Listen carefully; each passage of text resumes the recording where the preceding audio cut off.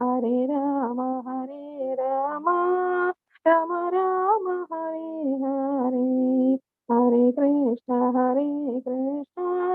कृष्ण कृष्ण हरे हरे, हरे राम राम राम हरे हरे, हरे कृष्ण कृष्ण कृष्ण हरे हरे, हरे राम राम राम हरे हरे, हरे कृष्ण कृष्ण कृष्ण हरे हरे, हरे राम राम राम हरे हरे। राधे कृष्णा प्रभु जी। ஹரே கிருஷ்ணாமா, அனைவருக்கும் வணக்கம். இஸ்கான் மங்களூரு ஸ்ரீ ராதா கோவிந்தா கோயில் சார்பாக இன்னைக்கு மிகவும் ஒரு அருமையான அத்தியாயம், அதாவது புருஷோத்தம யோகம் அப்படிங்கிற அத்தியாயத்துக்கு நம்ம அனைவரையுமே அழைக்கிறேன்.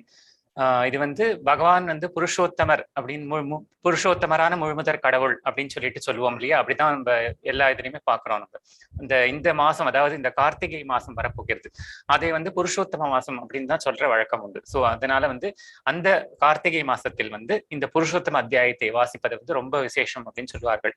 அந்த விளக்கை ஏற்றி வைத்து பகவானை வழிபடுவது ரொம்ப ரொம்ப விசேஷம். ஆகையினால் நம்ம அனைவருமே இன்றைக்கு ஸ்ரத்தையுடன் பகவானுடைய என்ன சொல்கிறார் அப்படிங்கிறத நம்ம பார்ப்போம். அதற்கு முன்னாடி குரு பிரணாமம் சொல்லிடலாம். ஓம் அஜ்ஞானதிமிராந்தஸ்ய ஞானாஞ்சனசலாகயா சக்ஷுர்முன்மிலித்தமேன தஸ்மை ஸ்ரீ குரவே நமः. ஸ்ரீ சைத்தன்ய மனோபீஷ்டம் ஸ்தாபிதம் ஏன பூதலே ஸ்வயம் ரூபா கதாமயம் ததாதி ஸ்வபதாந்திகம். ஹே கிருஷ்ணா கருண சிந்து தீனபந்தோ ஜெகத்பதே கோபேஷா கோபிகா காந்தா ராதா காந்தா நமோஸ்துதே. तप्त कांचन गौरंगी राधे वृंदावनेश्वरी वृषभानुसुते देवी प्रणमामि हरिप्रिये. वाञ्छकल्पतरुभ्यश्च कृपा सिन्धुभ्य एव च पतितनां पावनेभ्यो वैष्णवेभ्यो नमो नमः. श्री कृष्ण चैतन्य प्रभु नित्यानंद श्री अद्वैत गदाधर श्रीवासादि गौर भक्तवृंद. हरे कृष्ण कृष्ण कृष्ण हरे हरे, हरे राम राम राम हरे हरे, हरे कृष्ण कृष्ण कृष्ण हरे हरे, हरे राम राम राम हरे हरे. இன்றைக்கு அத்தியாயம் 15வது அத்தியாயம். இன்னும் இன்றையோடு சேர்த்து இன்னும் 4 நாட்கள், அதாவது 18 அத்தியாயங்களோடு முடிவடைகிறது இந்த பகவத்கீதை. ஆகையினால் இன்னைக்கு புருஷோத்தம யோகம் அப்படிங்கறத நம்ம பார்க்க போறோம். Yoga of the supreme person, பகவானை பற்றிய அந்த யோகம், புருஷோத்தம யோகம் அப்படிங்கறத சொல்ல போறார் பகவான். என்னன்னு பார்ப்போம். அதற்கு முன்னாடி நம்ம இஸ்கான் மங்களூரு அந்த தெய்வங்களை நம்ம வணங்கி கொண்டு இந்த கிளாஸ்க்குள் செல்லலாம்.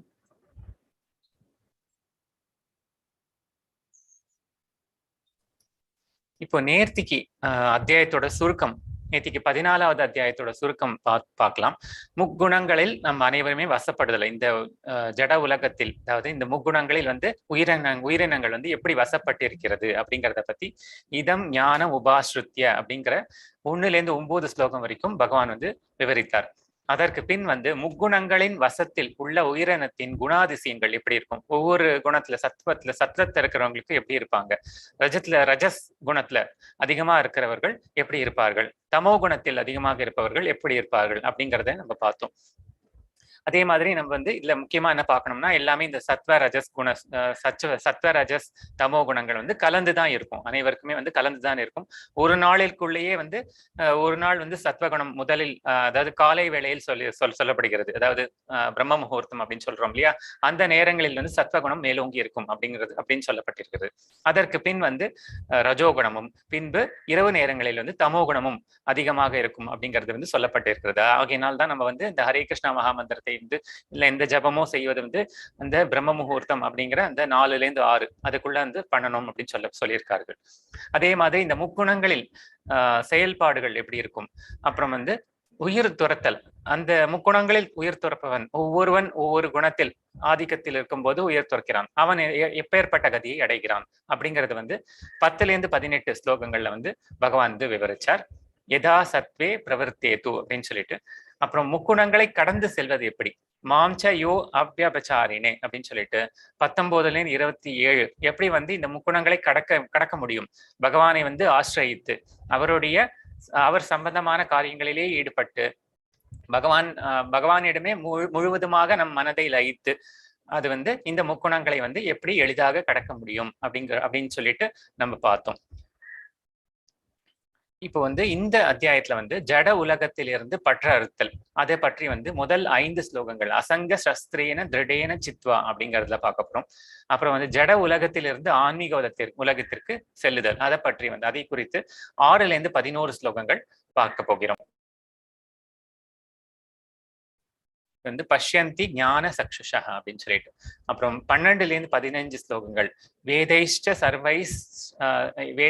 சர்வை ரகமேவ வேத்யோ அப்படின்னு சொல்லிட்டு இந்த உலகின் நமது பராமரிப்பாளராக அனைத்துமாகவே பகவான் தான் கிருஷ்ணரின் நிலையை உணர்கிறோம் அப்படிங்கிறத வந்து பார்க்க போறோம். அப்புறம் வந்து வேதாந்தங்கள் மற்றும் வேதங்கள் அதன் சுருக்கம், அதாவது வேதாந்த சூத்திரங்கள் அப்படின்னு சொல்றோம் இல்லையா, அதனுடைய சுருக்கம் இதி குஹ்யதமம் சாஸ்திரம் இதமுத்தமம் அப்படின்னு சொல்லிட்டு 16லேருந்து 20 வரைக்கும் இந்த ஸ்லோகங்கள் நம்ம பார்க்க போறோம்.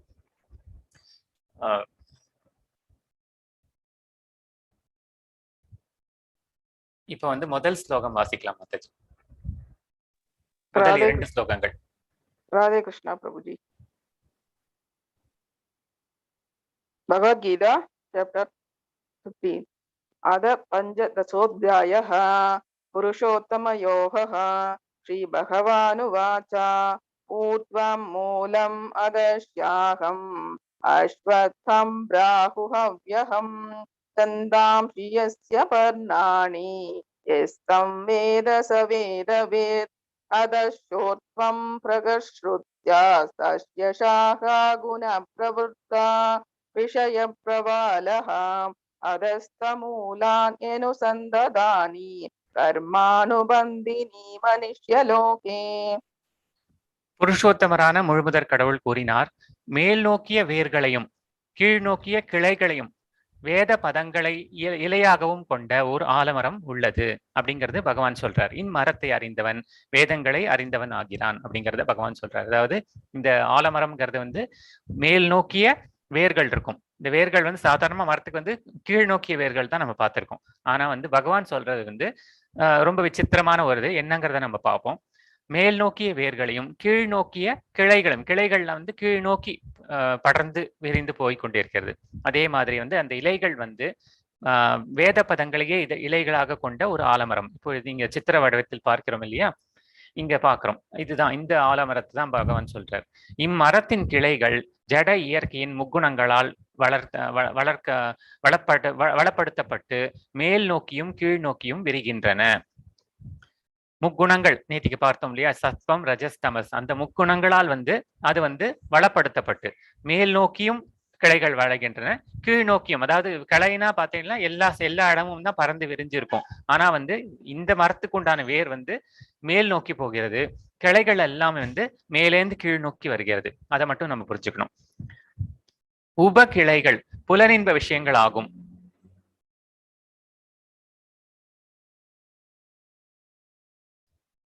இந்த உப கிளைகள் வந்து புலனின்ப விஷயங்களாகும். இம்மரத்தில் உள்ள கீழ்நோக்கி செல்லும் வேர்கள் பலநோக்கு செயல்களால் பந்தப்படுத்தப்பட்டுள்ளன அப்படிங்கிறத பகவான் சொல்றார். இப்ப இந்த படத்துல இருக்கிறது தான் நம்ம பாக்குறோம்.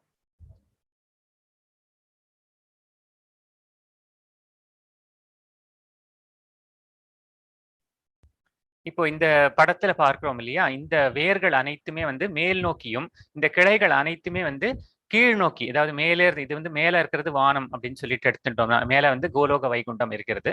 அதற்கு கீழே வந்து இந்த விரஜா அப்படிங்கிற திசையர் அப்படிங்கிற நதி அது வந்து பிரவகிக்கிறது. இதற்கு கீழே இருக்கிற கிளைகள் தான் நம்ம இருக்கக்கூடிய இந்த மரமும் கிளையும் இருக்கிறியா, இதுதான் வந்து நம்ம இருக்கக்கூடிய இந்த ஜட இயற்கையை குறிக்கிறது.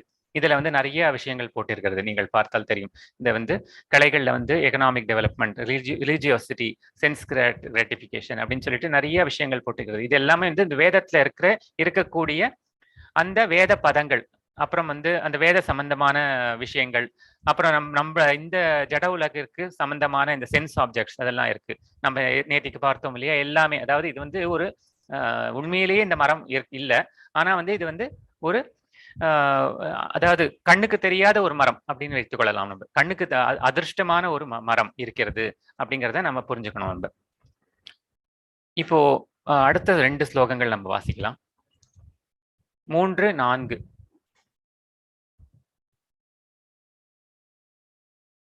न रूपमस्येक तदोपलभ्यते नान्तो न जातिर्न सम्प्रदिष्टा अश्वत्थमेनं सुविरूढमूल अशङ्कशस्त्रेण दृढेन चित्वा ततः पदं तत्परिमार्गितव्यम् यस्मिन् कदा न निवर्तन्ति भूयः तमेव चात्यं पुरुषं प्रपद्ये यदा प्रवर्ति प्रदुश्रुता पुराणी. இம்மரத்தின் உண்மை உருவம் இவ்வுலகில் காணக்கூடியது அல்ல. அதுதான் பகவான் திருப்பி சொல்றார். பகவான் தெளிவாவே சொல்லிட்டார். இந்த மரத்தை வந்து நீங்க நேரடியா பார்க்கணும்னா பார்க்க முடியாது. இது வந்து இப்படி ஒரு மரம் வந்து நேரடியா நீங்க பார்க்கக்கூடிய நிலைமையில இல்ல.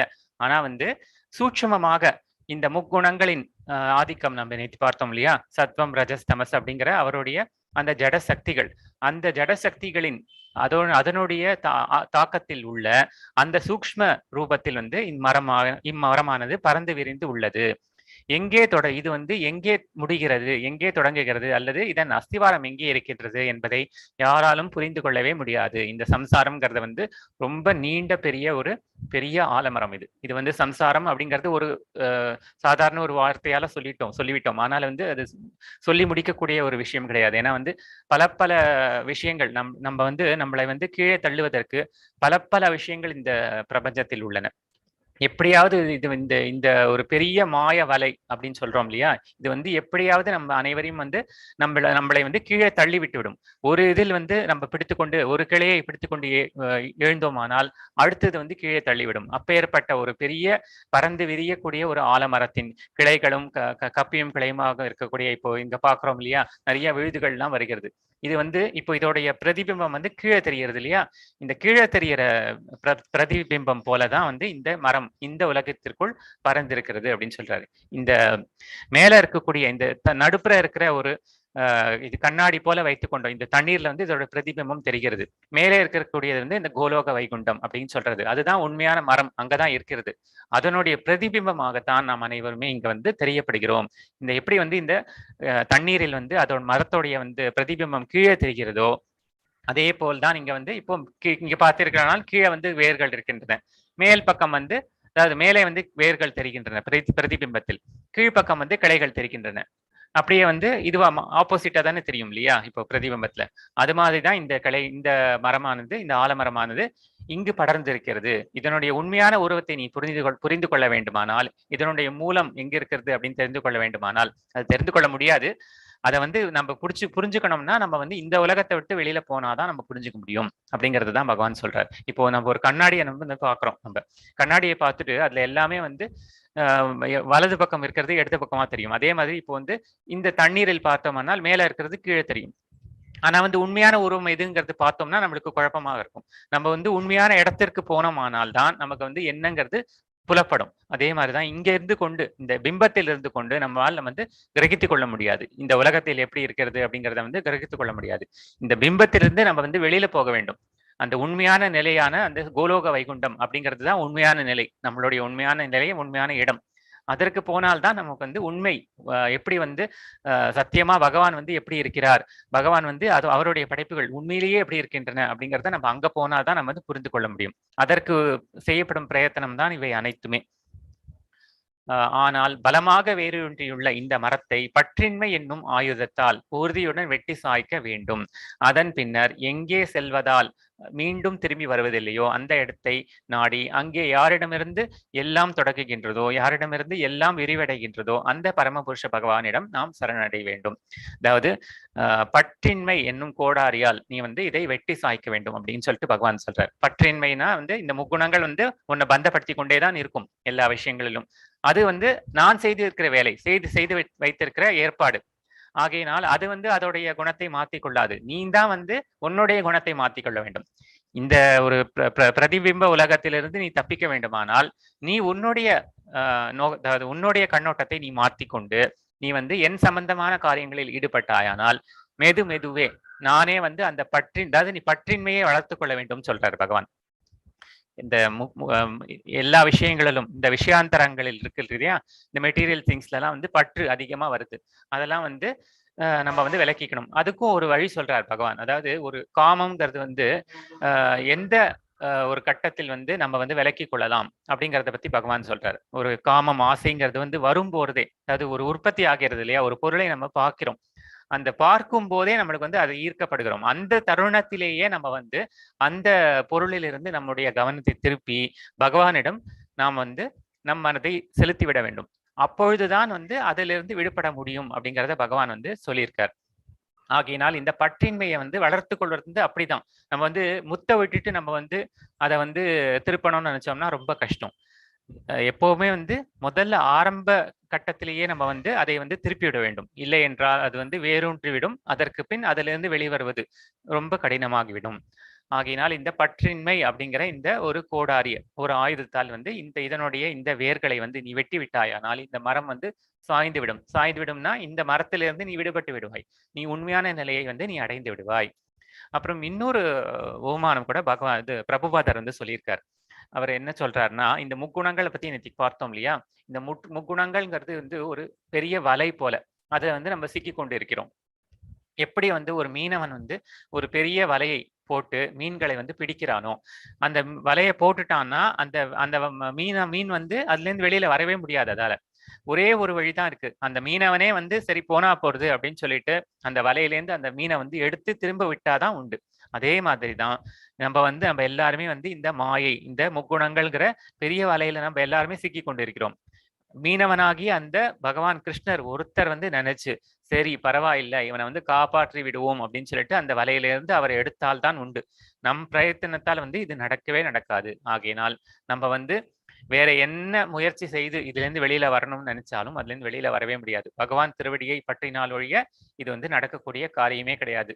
ஆகையினால் நம்ம வந்து சரி நம்ம வந்து அவரை ஏமாற்றுகிறோம் அப்படின்னு நினைத்து கொண்டு நம்ம சில காரியங்கள் செய்தோம், ஆனால் நாம் தான் ஏமாற்று விடுவோம். ஆகையினால் நம்ம வந்து பகவானுக்கு வந்து எப்பொழுதுமே வந்து ஒரு விசுவாசமாக இருக்க வேண்டும். நம்ம வந்து உண்மையான ஒரு விசுவாசமாக இருக்க வேண்டும். சரி நான் வந்து நான் வந்து ஒரு போலி மனிதனாக இருக்கக்கூடாது. நான் வந்து சரி நான் நடிக்கிறேன், உனக்கு வந்து பக்தனாக நான் நடிக்கிறேன் அப்படின்னு சொல்லிட்டு நடிக்கிறது வந்து அது சரி கிடையாது. உண்மையிலேயே நம்ம வந்து மனம் மாறி உண்மையிலேயே வந்து அவருக்கு விசுவாசமாக இருந்து அவருடைய பக்தி தொண்டில் இருந்தால் அவர் வந்து அவருடைய கருணையால், ஏன்னா அவர் வந்து சர்வதந்திர சுதந்திரன். அவருக்கு வந்து கட்டக்கூடியவர்கள் யாருமே கிடையாது. நம்ம அனைவரும் தான் கட்டுப்பட்டுள்ளோம். பகவானை வந்து யசோதையான அப்பேற்பட்ட பக்தியை வந்து கட்டுறதுக்கு முற்பட்டாள். ஆனால் அவரை வந்து அவளாலேயே கட்ட முடியவில்லை. பின்னால் வந்து அவரே தான் தன் கயிற்றை வந்து தாமோதரன் சொல்லிட்டு அவரே தன் இடுப்பில் கட்டி கொள்கிறார். ஆகையினால் அவரை வந்து கட்டக்கூடியவர்கள் யாருமே கிடையாது. அவர் வந்து சுதந்திரன். எல்லாவற்றிலிருந்து அவர் வந்து சுதந்திரமானவர். நம்ம தான் வந்து அவருக்கு பரதந்திரர்கள். நம்ம வந்து அவரை நம்பி இருக்கிறோம். அவர் வந்து யாரையுமே நம்பி இல்லை. ஆகையினால் அவரை வந்து நம்ம வந்து முழு விசுவாசத்துடன் முழு பக்தியுடன் வந்து அவரிடம் நம்ம வந்து சரணடைந்து அவருடைய பக்தி தொண்டில் ஈடுபட வேண்டும்.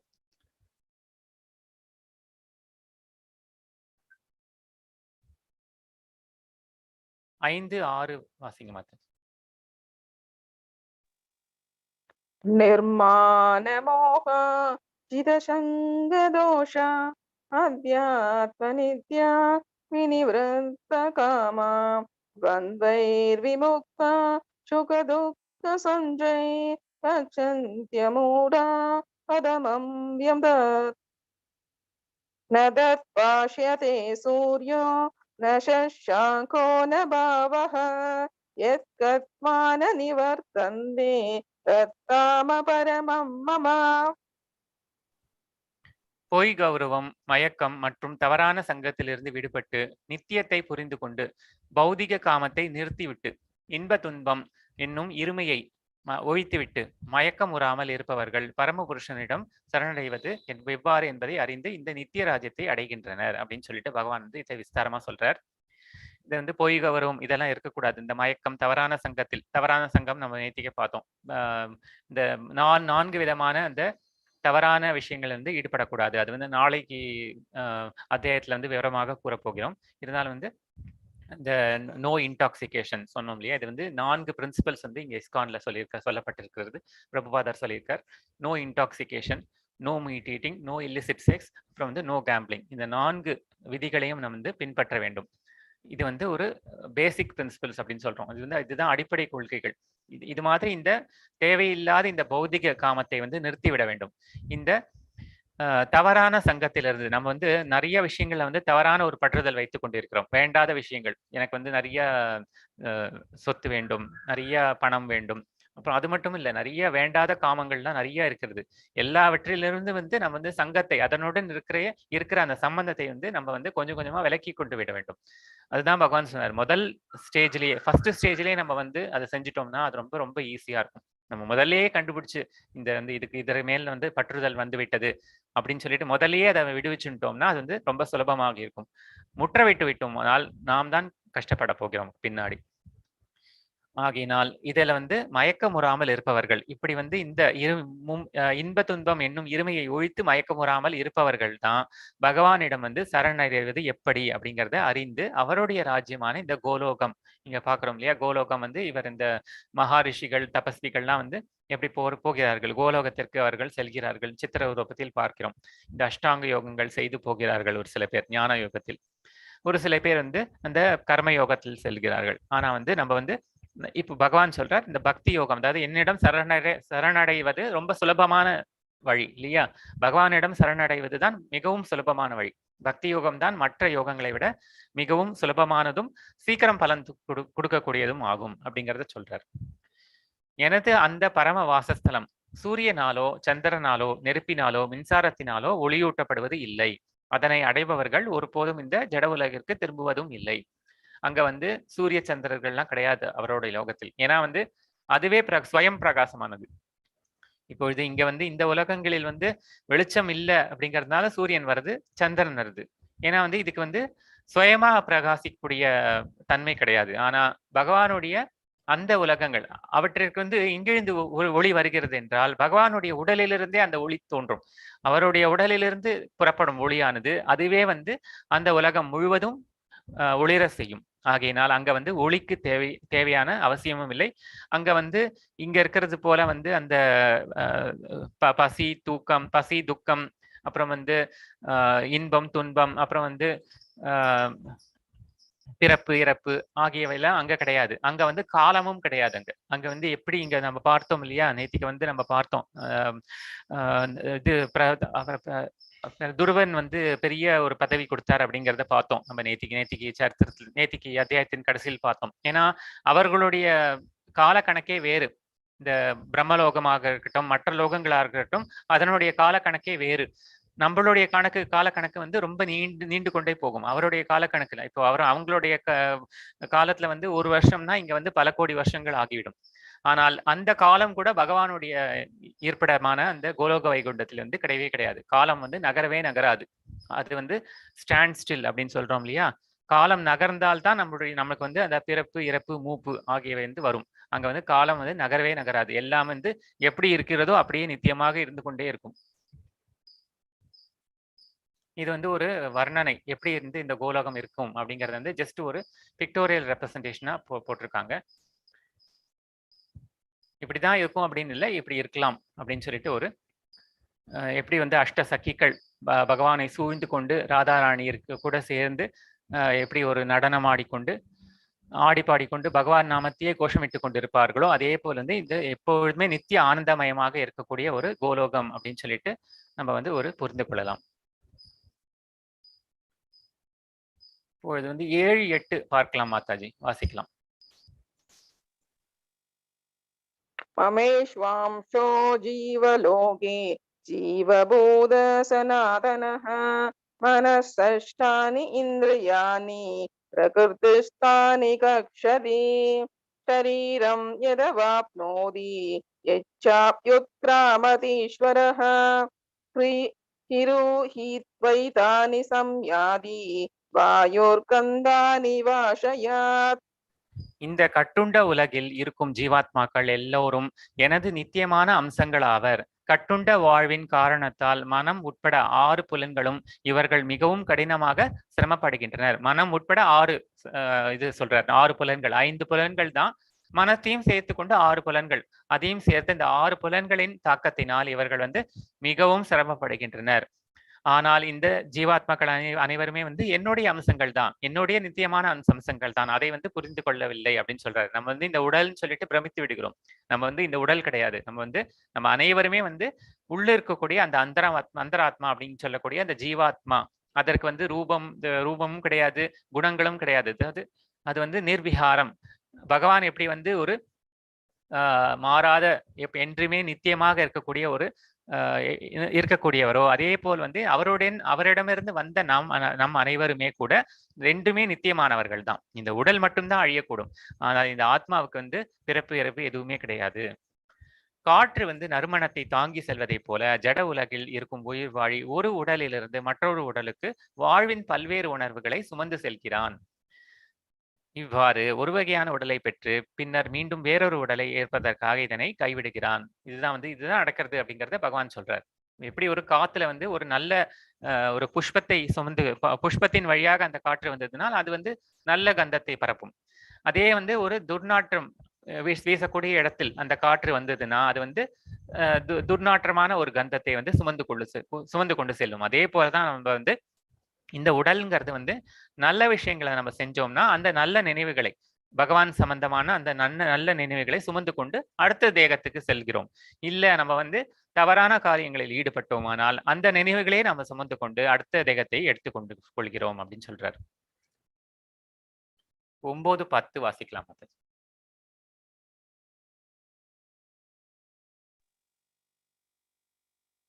श्रोत्रं चक्षुषदर्शनं च रसनं घ्राणमेव च अधिष्ठाय मनश्चायं विषयानुपसेवते उत्क्रामन्तं स्थितं वापि पुण्यानं वा गुणान्वितं पश्यन्ति ஞானசக்ஷுஷः.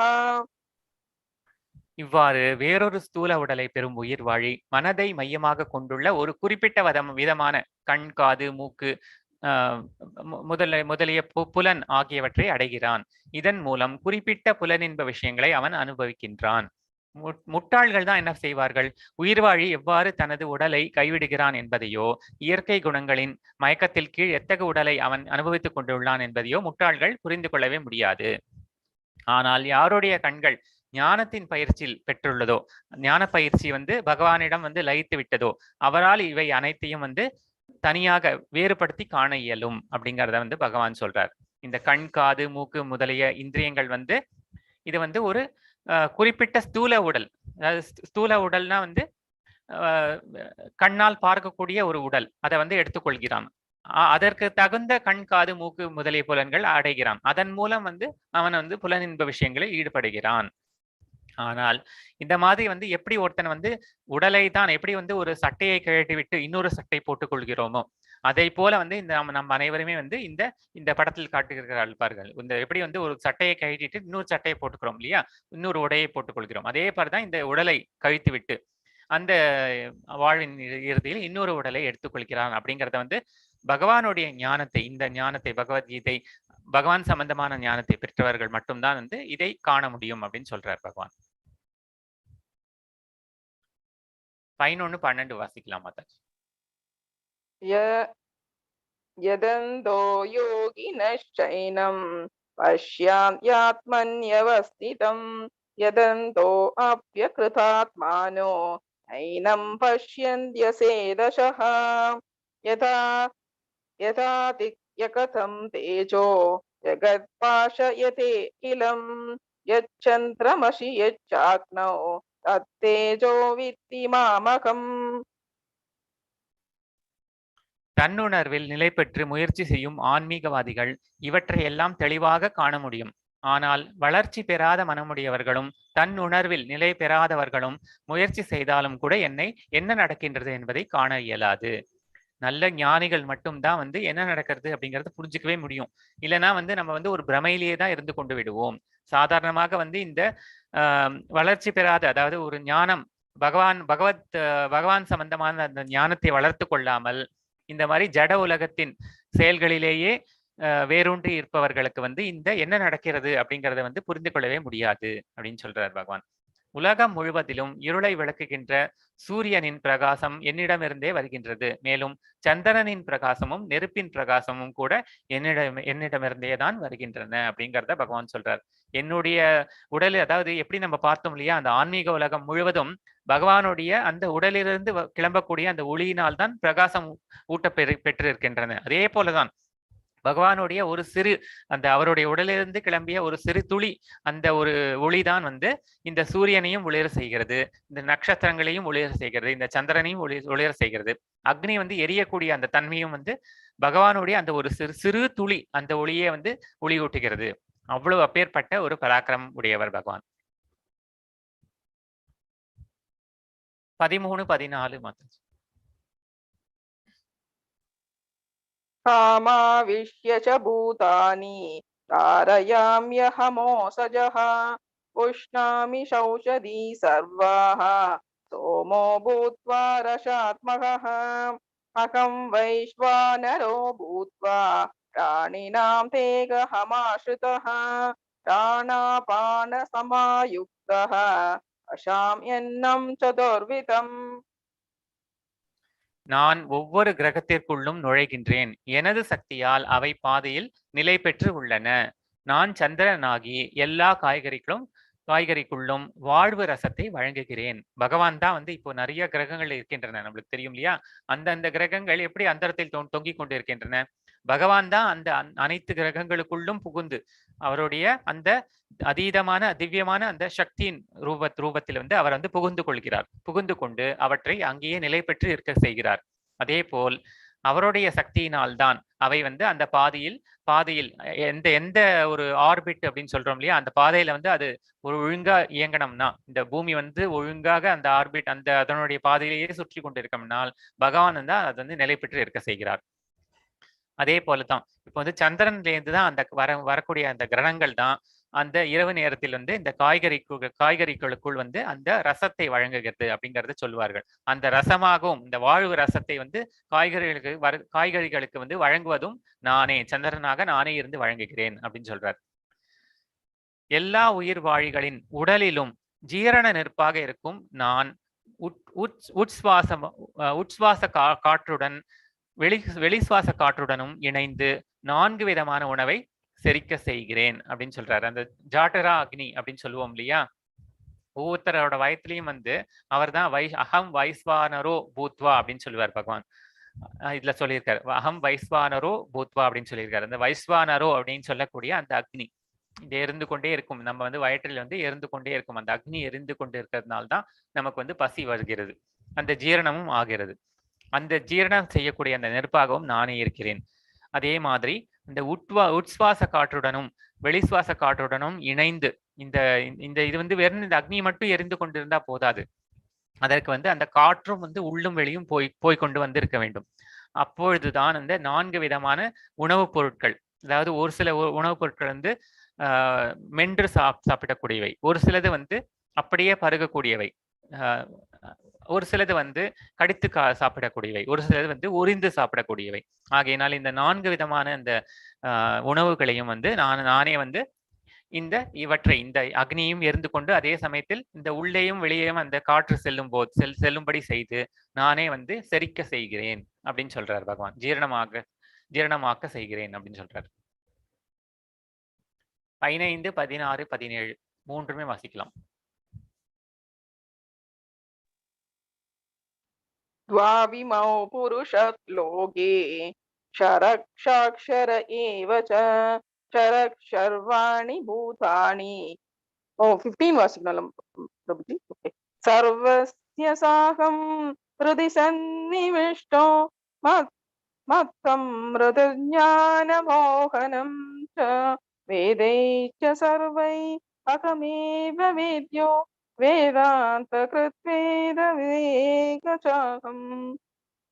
द्वामिमौ पुरुषलोके क्षरक्षाक्षर एव च क्षरक्षर्वाणि भूतानि गूढस्थो अक्षर उच्यते उत्तमपुरुषस्त्वन्यः परमात्मेत्युताकृतः यो लोकत्रयमाविश्य प्रवर्तव्यः ईश्वरः.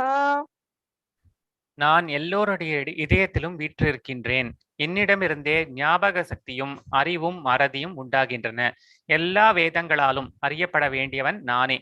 உண்மையில் வேதாந்தத்தை தொகுத்தவனும் நானே, வேதங்களை அறிபவனும் நானே அப்படின்னு சொல்றார் பகவான். அவர்தான் வந்து அவர்தான் வந்து நம்ம அனைவரின் இதயத்திலும் வந்து வீற்றிருக்கிறார். அதை நம்ம ஏற்கனவே பார்த்தோம். எப்படி வந்து ஒரு ஜீவாத்மா நம் உடலிலுள் இருக்கின்றதோ அதே மாதிரி அந்த பரமாத்மாவும் இருவருமே வந்து அந்த ஹிருதயத்தில் தான் வாசம் செய்கிறார்கள் இருவருமே. அவரிடமிருந்தே தான் வந்து ஞாபக சக்தி, இப்ப நம்மளுக்கு ஞாபகம் இருக்கணும்னாலும் அது வந்து அவருடைய அந்த ஞாபக சக்தியா இருக்கிறதும் கொடுக்கறதும், அந்த ஞாபக சக்தியை கொடுக்கறதும் பகவான் தான். இல்ல மறதியா இருக்கணும், ஒன்னத்தை வந்து மறந்து போயிடுறோம், அந்த மறதியை கொடுக்கறதும் பகவான் தான் அப்படின்னு சொல்றாரு. வேதங்களை படுபவனும் நானே, அறியப்பட பொருளும் நானே. ஏன்னா வேதங்கள்ல வந்து பகவானை பற்றி தான் சொல்லியிருக்கிறது, அவரை பத்தி தான் வேதத்துல சொல்லியிருக்கிறது, அவரை பத்தி தான் படிக்க போறோம். ஆனா வேதமா இருக்கிறதும் பகவான் தான் அப்படின்னு சொல்றாரு. அதே மாதிரி இந்த உலகத்தில் வந்து இரு பிரிவினர்கள் இருக்கின்றனர். ஒரு சில பேர் வந்து தவறக்கூடியவர்கள், மற்றவர்கள் தவறாதவர்கள். தவறாதவர்கள் என இரண்டு விதமான ஜீவன்கள் உள்ளனர். ஜட உலகில் உள்ள ஜீவன்கள் தவறக்கூடியவர்கள் என்றும், ஆன்மீக உலகில் உள்ளவர்கள் தவறாதவர்கள் என்றும் அழைக்கப்படுகின்றன. அதாவது ஃபாலன் சோல்ஸ், அப்புறம் வந்து இன்ஃபாலிபிள் சோல்ஸ் அப்படின்னு சொல்லிட்டு ரெண்டு விதமான சொல்றார். இந்த இருவருக்கும் அப்பாற்பட்டு உத்தம புருஷனான பரமாத்மா இருக்கின்றார். அவர் தான் சொல்லுகிறார். அழிவற்ற இறைவனான அவர் மூன்று உலகங்களுள் நுழைந்து அவற்றை காக்கின்றார். பகவான் வந்து அவரை பற்றியே தான் சொல்லிக்கிறார்.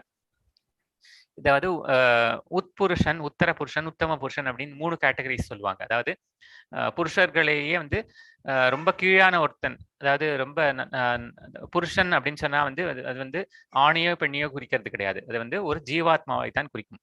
நல்ல பண்புகளை வந்து உடையவன் வந்து அவன் வந்து அதிலேயே வந்து உயர்ந்து இருக்கக்கூடிய வந்து அந்த உத்தம புருஷன் கேட்டகரியில சொல்லுவோம்.